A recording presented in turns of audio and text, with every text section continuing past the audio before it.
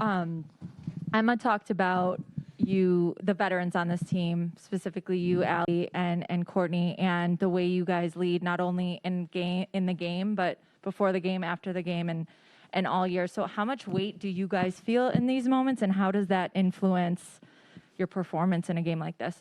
It's fun to be able to even be in this position. I think you lead all throughout the year to get here, but I think, there's moments. Allie and I were talking about it today, just in terms of it took her 8 years to get to the finals. It took me 9 years to get to the finals. Like, you have an opportunity.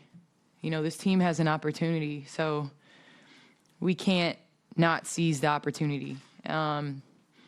If we're not going to do it, let's not do it because they're just way better than us, And so let's go out and just play basketball. And I think that's the way that we lead, is that we just have to have the right mindset coming in, and we have to be the ones that set the tone.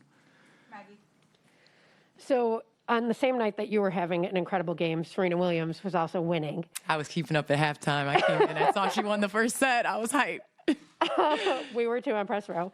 What does that say about women over a certain age and what you can still continue to do at this very high level? Well, I think it's women over a certain age, but I also think it was super special to see her daughter there, for me personally, just to her daughter has no clue who Serena Williams is. That's Mom.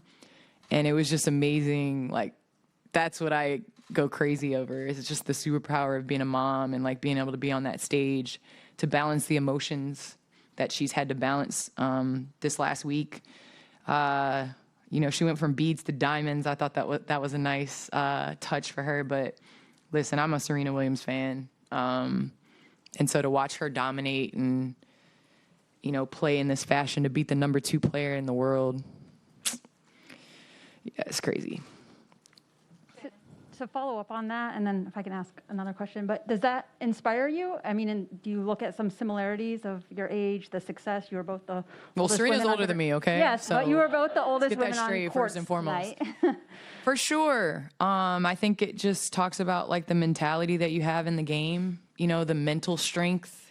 I know you can't teach an old dog new tricks, but, we can better our tricks a little bit, and I think the game slows down, and I think Serena, her serve, you don't have to be mobile to serve like she, you're not returning her serve. So I think it's just working on the things that you're really good at and, playing more of that mental game. And you're watching her, on the court. I didn't get to see the whole game. I'm going to go back and probably watch the whole match. But, it's impressive to see what she's been able to do at this age.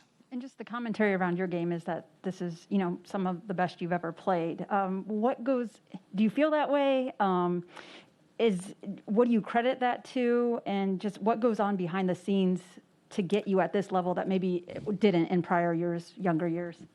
I don't think so. I think, younger CP in the playoffs was more dominant, but I think just mentally understanding moments and things that I didn't understand, when I was fighting to get to the finals or fighting to win in the playoffs. So, I credit, my teammates and us being able to play as a unit. I think we feed off of each other, and, we step up in different opportunities. And so we got to continue to do that. Steven and then Nancy in the front. Hey, Candace. Hey, so I was talking to Emma before you came in about how you guys had more flow in the half-court offense, and it seemed like you were way more composed, playing out of the trapping, and hedging scenarios and ball screens and things like that. Would you attribute the flow to specifically that, or would you say it was the defense and the deflections that you got, or would you attribute it to both? I think it's a combination of both. But, I think it's our mindset. I've always talked about how it's it is that mindset to be able to come in and do the things that aren't fun. Cutting is not fun. Being in help side and rotation, flying around is not fun, but it gets the job done. And we have to do that consistently. And when we do that consistently, we've had good results. And so I think it's the mindset of coming down and, setting a good screen, coming down and rolling hard, giving an outlet to your teammates. So when we do those things on the offensive end, then good things happen. And then can you speak to the tone that Emma set for you guys today?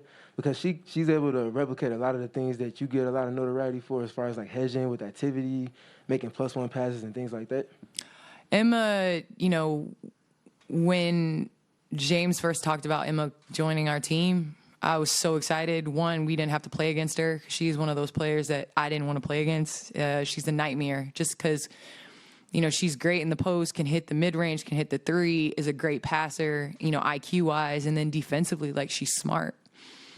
So to see her activity and to see her bounce back, I think that's the biggest thing, challenging everybody and looking at everybody and how focused we were coming into today's game, and especially her. And so when Emma says she's going to do something, she does it, and I was just proud of her today. And, we need that even more so on the road. Nancy and then Jack and then Julia. Candace, another question about you and Serena. When you get to this stage in your career where you know that you're closer to the end than you were at the beginning, is it urgency that you feel at this stage, like when you are this close, or is it more of like it slows down because you know what you have to do and you're savoring the moment, or is it a combination? I think it's a combination, but at this point, anytime you're in a position to, I would hope anytime you're in a position to go, to play in a playoff scenario, you would have urgency and competitiveness. And I just know this time of year is like my favorite, it's so much fun. I remember being in college and coach getting mad at me in the regular season because I was just like, I can't wait to get to the to the NCAA tournament. And the same thing with the WNBA playoffs. It's so fun. Like, there's only 4 teams playing. Like, everybody has to watch us. And so it's just out there just competing and playing and having fun. And I think there is a urgency, but I'm not thinking about that. I think we're just trying to win, the game for this team and, even out the series. This was a big one for us. Jack, left side. Candace, late in the second quarter, you threw a bounce pass through traffic to Courtney with your left hand. Just how does it feel to throw like a perfect pass like that? I love our team and their willingness to cut and to move, and so I think we have good IQ, high IQ players, and sometimes I get in trouble for squeezing the ball in there. I get turnovers, but it feels great, especially when you see the ball go in. And I really honestly, this is serious, like I would rather throw a dime pass than get a bucket anytime. Like, I think it's just so fun. Like, the energy with the ball and the movement and the connection between two people. We pride ourselves on, our assists. And so it's always fun for me to throw those passes. Julia, right middle. Hey, Candace. A big difference in this team from last year's team has just been your guys' ability to avoid back-to-back losses. Obviously, last year was a bit more streaky than that. So, when you look at this team and the way that you guys are approaching the game after a loss versus maybe last year, what do you think is that difference, and just what are you noticing about that mentality? I want our mentality to be better after a win. I think that's where I'm challenging our team. I know what we face when our back's against the wall, and I'm proud of us. And I think we grinded last season, and we showed what we were made of. But, like, when we make things easier for ourselves, like, let's not let the pedal, let's not take our foot off the pedal. And so I think after a win is when we need to be even more focused and come ready to play and come focused and come with the right mentality. I don't think we had the right mentality in game 1. I think we relaxed and shoot around and, film, and that whole day I didn't think we had the right mentality, and it showed. And so I think just in terms of our mentality going into game 3, what team's going to show up? So I think that's the biggest thing. I don't question us, when our back's against the wall. There's no other team I would rather be with. But when we win, I think that's the biggest thing. And then looking at Courtney as a teammate, I know a lot of Sky players have talked about how they're seeing her just like flex a little bit more this year and just kind of dig into a little bit more of like showing that personality on the court that maybe you haven't seen before. What's your perspective on that? What's it been like to maybe see her kind of build off the confidence of last year where, she's gotten that title off her shoulders and now she can just really play free? SLU is Chicago. This is her franchise. I came here to play with her. And to see her drive. I mean, she's the first at practice. She's getting treatment. She's lifting. She's activating. And so to see what she does off the court, you know, why not flex on the court? You do all this activation. And we always talk about we wake up, activate, take a nap, activate. So why not show that on the court? And, you know, it's been fun to see her personality and her ability to lead and her competitiveness. I mean, Sloot is one of the most competitive people I've ever been around. And so I love when she flexes, even though her muscles aren't as big as mine. Last field, go to Alexa, and then in the corner. Hi, Candace. James has talked a lot this postseason about the team's defense needing to be really strong and aggressive. And I was just wondering if you look at what you feel like you've been doing so effectively this series, what is that? And then also if you could just speak to your approach defensively as a whole this season, what's really worked for you? You know, Connecticut is a physical team, so we have to bring it, you know, defensively. We have to throw different looks at them. So I think it's, you know, it's definitely us coming ready to play. I think it's us knowing their tendencies and trying to make them, you know, obviously they're still going to make shots even though we make them do something else, but it's making those shots hard. And I think also it's finishing the play with a rebound. And today we did that. We were able to do that, and we have to continue to do that because they're a great team. And so limiting them to one shot is going to be really important. And then it impacts our offense. We're able to get out in transition and run and, you know, push the ball. Left back corner. Hey, Candace. Jonquel Jones and Tisha Heidemann were the only two Sun players in double digits after boasting 4 in Game 1. And DeWanna Bonner went 0 for 6, only scoring 2 points that came from the free throw line. Can you speak to the emphasis that went into tonight's defensive efforts? I think, you know, we have our schemes, we have our tendencies. DP is a great player. It's really just about making things as tough as we can for her. A big emphasis is on not fouling, so I'm disappointed that we sent them to the line 16 times. So we got to clean that up. But, I mean, they're great players. Jonquel, same. You know, Alyssa, same, down the line. So it's really just trying to make things as difficult as possible, forcing them to shoot contested shots and then blocking out. Last two, Carly, and then Shannon. Right here, Candace.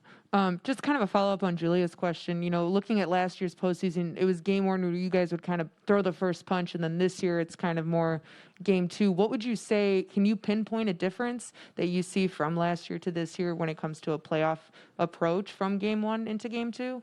Or have you just not really figured that out? Please let me know. You know, I don't like when we turn it on and turn it off, you know. Even throughout games, with runs, with quarters, you know, in the playoffs, you don't have time to relax. And so I think that's what we've hopefully learned.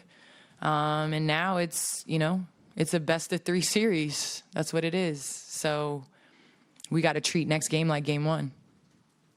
Last question, Shannon. Oh, just real quick first, is just when you were checking Serena's match, was that like, did you sneak a look on your phone? Is there a TV in the No, on locker the way back room? from halftime. No phones on the bench. On the way back from halftime, the TV was on, and I was able to check it out and Going see that into she the won the locker first room. set. Yep. Okay. And then just, sorry, another age question, but, you know, a lot of players would be winding down. You certainly don't look like you're winding down. Just how much does that inform, the way you're playing now, inform your decision about how long you'll play? Or do you look at people like Serena or Sue Bird and think it's good to go out on top? I'm big on, I want to play with my kids. I want to be able to walk to play with my kids. I want to be able to beat my daughter and my son, like, to the point of just, like, I want to be able to destroy them when I'm done playing. So I have to be able to walk to do that. So I think my body is going to be the ultimate deciding factor. And like I said, I think, you know, it's not fun when you are not what you could, you know, what you are used to being. And so I think it's, you know, you want to go out before that. So I think, yeah, we're just focused today on this series. I'm not focused on what the future is. You know, I think my body will tell me that. All right, thank you, Candace. Thank you. everyone. Thank you, everyone.